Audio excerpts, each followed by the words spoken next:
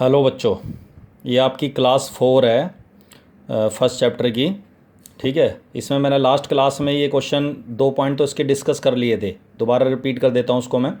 ए set दे रखा है 1 से लेकर 6 तक, और x y relation, x y का जो पेयर है वो रिलेशन में होगा, एक्स वाई रिलेशन में है, एक्स और वाई रिलेशन में है जब y is divisible by x होगा। मतलब कि second component is divisible by first component.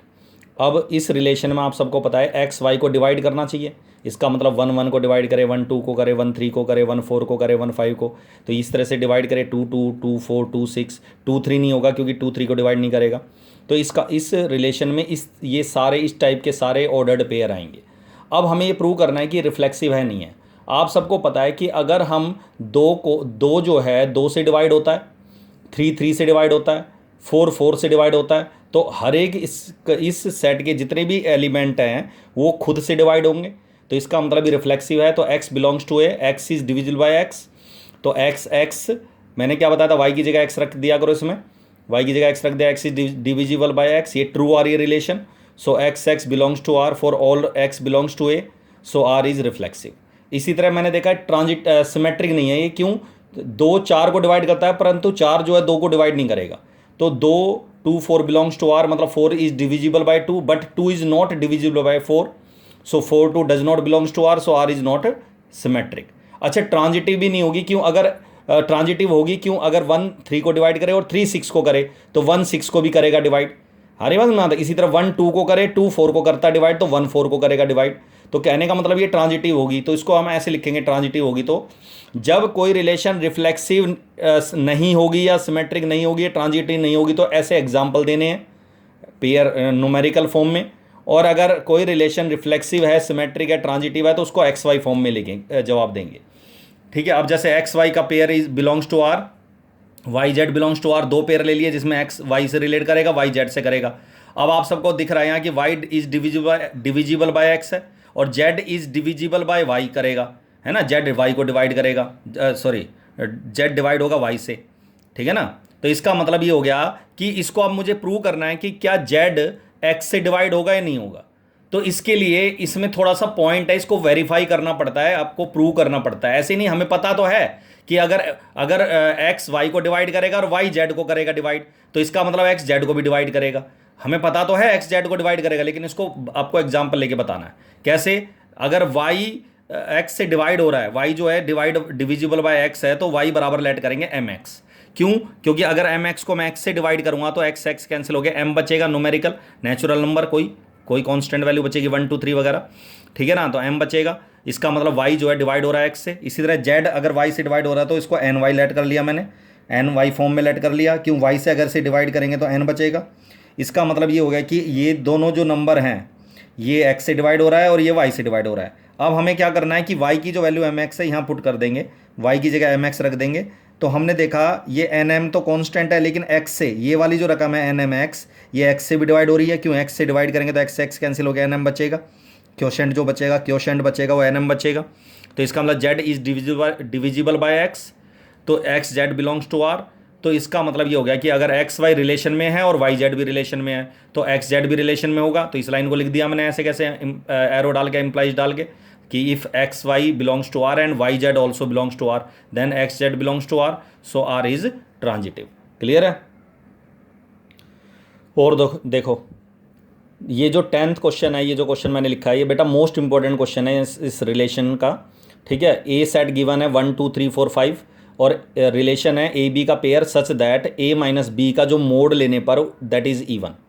ठीक है, इजी इवन। आप सबको पता है 1 में से अगर मैं 2 लेस करूंगा तो -1 आएगा, और -1 का मोड 1 होता है, 1 इज नॉट इवन। तो ये 1 2 का पेयर इसमें रिलेशन में नहीं मिलेगा, इसमें नहीं पाया जाएगा। लेकिन 1 3, 1 में से 3 लेस करेंगे 2 आएगा, -2 आएगा। मोड लेने पर 2 जो है इवन है। 1 में से 5 लेस करेंगे तो भी इवन आएगा, 2 में से 4 लेस करेंगे तो भी इवन आएगा मोड निकालने के बाद। ठीक है। तो इसका मतलब ये जो पेयर्स हैं ये इसमें होंगे, इस टाइप के पेयर्स होंगे। लेकिन मैंने क्या बता रखा आपको कि इसको रोस्टर फॉर्म में नहीं बदलना आपको, इसको सेट बिल्डर फॉर्म में ही जवाब देंगे हम। और सेट बिल्डर फॉर्म में हमें देखना है कि क्या ये रिफ्लेक्सिव है। तो रिफ्लेक्सिव का मतलब क्या, 2 में से 2 को घटाने पर इवन आएगा। सबको पता है 2 में से 2 घटाएंगे तो 0 आता है, 0 क्या होता है? इवन होता है। 3 में से 3 घटाएंगे तो इवन आएगा। इसी तरह का क्वेश्चन है एक मल्टीपल ऑफ 4 वाला। 0 जो है मल्टीपल ऑफ 4 भी होता है, ध्यान रखना चीज़ का। ठीक है ना। 0 हर एक का मल्टीपल होता है। तो इसका मतलब ये हो गया कि अगर मैं इसमें इन सभी नंबर के लिए ए रिप्रेजेंट करूँ तो let a belongs to a set, इनमें से ले लिया। तो अगले स्टेप में मैंने तुम्हें बता रखा है बी की जगह भी ए पुट कर दो, इस रिलेशन में यही लिखना होता है, बस बी की जगह ए रख दो।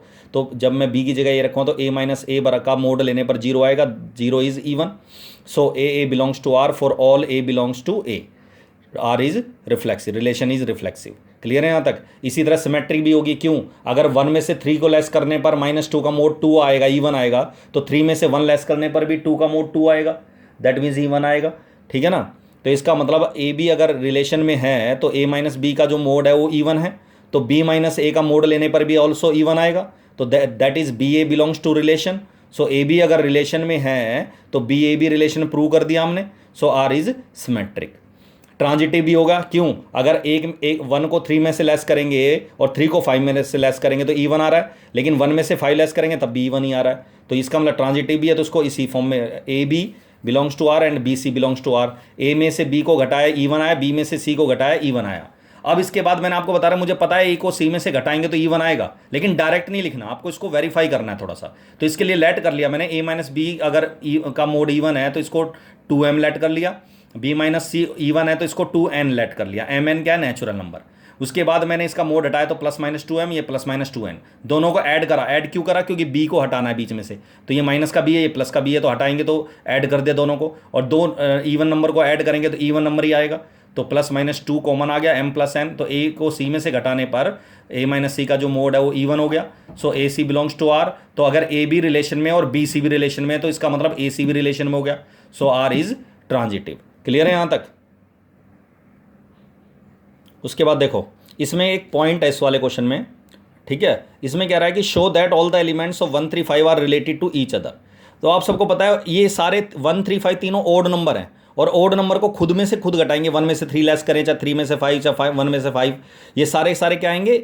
इवन नंबर आएंगे घटाने पर। इसका मतलब तो इसको लिखना है because difference of any 2 odd natural numbers are always even, so all the elements of 1 3 5 are related to each other. तो सारे जो एलिमेंट है 1 3 5 के वो खुद से रिलेट करेंगे, क्यों? ओड नंबर को ओड नंबर में से घटाने पर इवन ही आता है। इसी तरह 2 4 के सारे एलिमेंट खुद से रिलेट करेंगे, क्योंकि इवन नंबर को इवन, तो इसमें लिखना है difference of any 2 even natural numbers are always even, so all the elements of the set 2 4 are related to each other.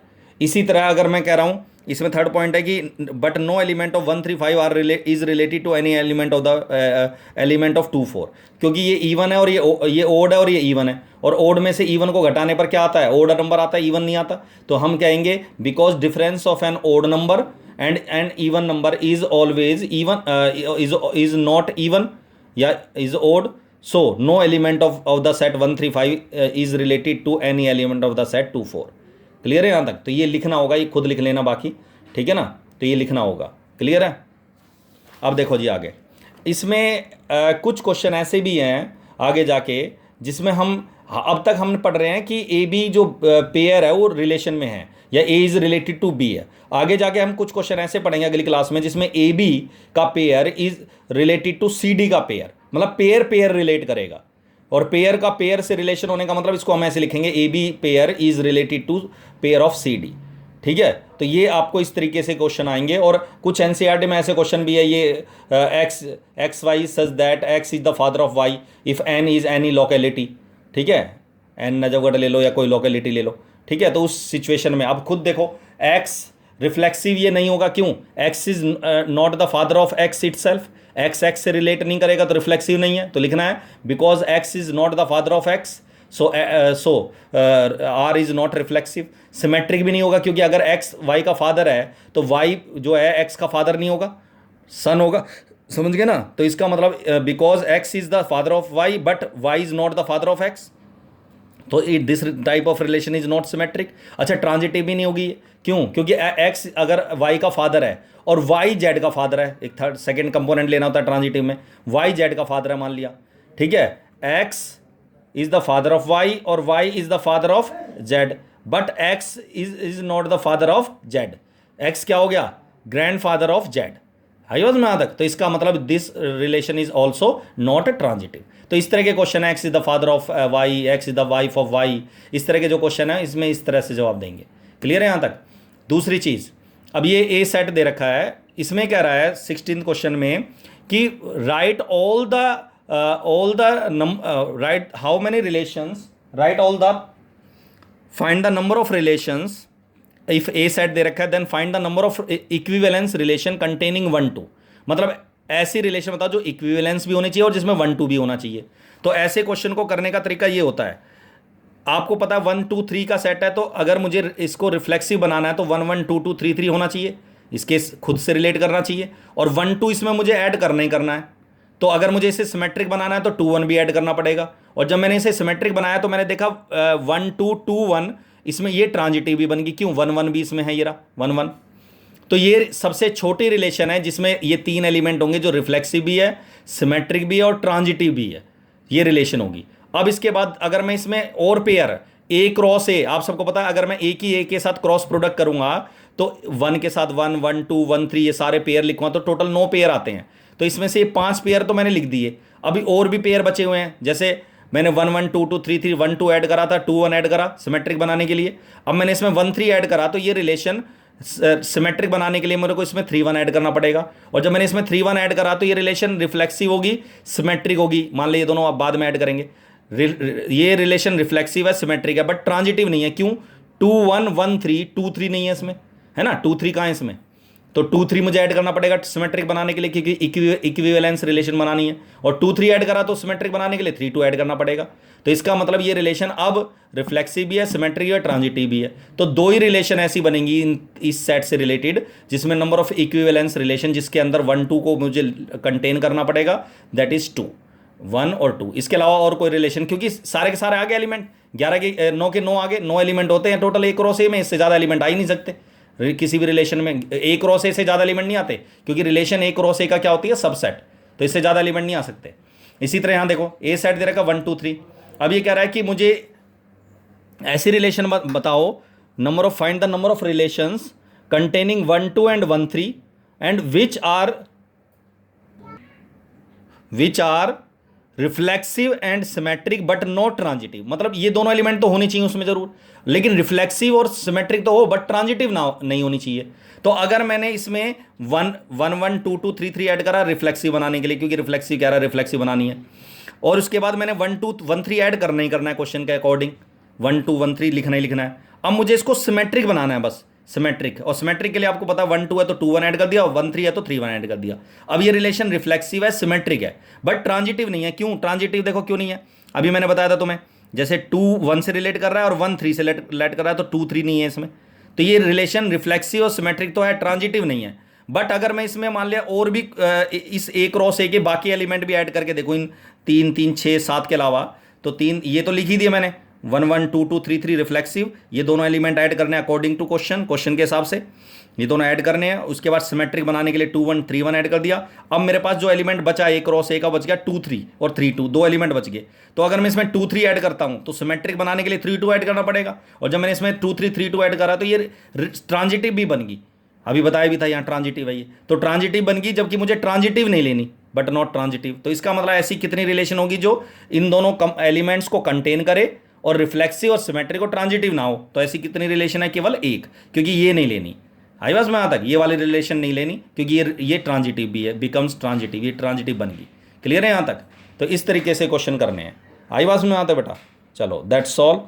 ये आपका होमवर्क ये है, मैंने व्हाट्सअप कर दिया है, ठीक है, देख लेना उसको।